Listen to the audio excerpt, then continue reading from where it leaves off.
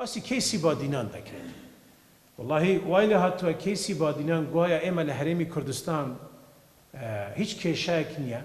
و هیچ کم کردیک نه تنها کیسیک بناوی شخصه کن دو شخص اما زور سیاسی کراوه به حدک سیاسی کراوه که آمانجک واضحه اپوزیسیونه کی سیاسی گوره لپشته سوشیال میدیای کی سیاسی اپوزیسیونی گوره ڕێخەری ڕاستپاردە نێودوڵەتیەکانی حکوومەتی هەرێم لە کۆنگرە ڕۆژنامەوانیەکەی ڕۆژی 27 ئەم مانگەدا باز لە گیراوانی تری بادینان دەکات و دەڵێت کەیسەکە سەد هێندەی خۆی و بە سیاسی کراوە بەو جۆرەی هێزی ئۆپۆزیسیۆن و سۆشیال میدیای ئۆپۆزیسیۆنی لە پشتەوەیە. لە بەرامبەردا ئازادبوویەکی کەیسی بادینان باز لەوە دەکات کەیسی گیراوانی بادینان لەلایەن خودی دەسەڵاتەوە بە سیاسی کراوە نەک بە پێچەوانەوە. وەکو دیار کە هاتیە گوتن چالاکوان و ڕۆژنامەوانێت بەهدینان ئەوێت هاتینە دەستە سەرکردن زوڵمانە و هاتینە دادگەهیکردن بە حکمێن زێدە کو چەند کەسێکن و تاوانبارن ڕاستیژی ئەم تەمام ئەوێ گوتنێ شەرمەزارکەین و ڕەتکەین بەلکو ئەف چالاکوان و ڕۆژنامەوانە نوێنەراتیە پزارەها خەڵکێن ئەڕازیە دەبەرە بەهدینان و کوردستانێ دەکەن ئەف کەسە قەهرەمانن بەلێ ڕاستیژی ئەم لەوان گوتنان ناگرین ئەم لەوان کەسە ناگرین ئەوێن کووان گوتناتکەن چونکە ڕاستیژی برین دارن مدید بریا چند روزان دما سه زندانیت بهدینان آزاد بین وکو قهرمانان لنوان دادهو که هادن پیشوازی کردن اف چنده جی بو اگر که پراستی جی بریندار ببن.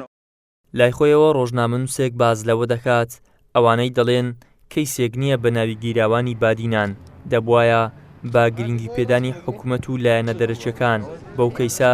بە ئاگا بەهاتنایەتەوە و بە خۆیاندا بچونایەتەوە نەک قینەبەرایەتی بکەن. قەیسەکە فول سیاسیە بە ئیمتیاز سیاسیە شتێک نەکات کە بازی لەسەر بدەن بەڵام ئەوان هەر کردیان بەو معنایی کە ویستیان بڵێن کاکە ئەوە دادگا قەرار دەدات کە دادگا هیچ مەغزایەکیان بۆ دەدگا نەهێشتێتەوە کاری خۆی بە پرۆشناڵانە بکە یان بەڕوە حەقیقیەکەی خۆیدا بکە بۆیە ئێستا کە کەیسی بادینانیان لەسەر گەورە کراوە بۆ ئەوان زۆر قورسە ناخۆشە عوقدەیە بۆیە هەتەن دەکەندانی ئەم کەیسەدا پۆشن بەڵام پێیاندا ناپۆشرێ ئەوەی کە دیندار زێباری کە خۆی دەیەوێ بڵە کەیسی بادینان نیە لە کاتێکدا محامیەکان لە وەزارەتی خارجیەی ئەمریکی داوەت کراو خەڵاتی بەناوی پارێزەرانی کەیسی بادینان پێبەخشە گەورەترین وەڵام بوو دەبووە ئەوان لەوە تێگەیشتبانە کە ئەم کەیسە کۆتایی پێبێنن.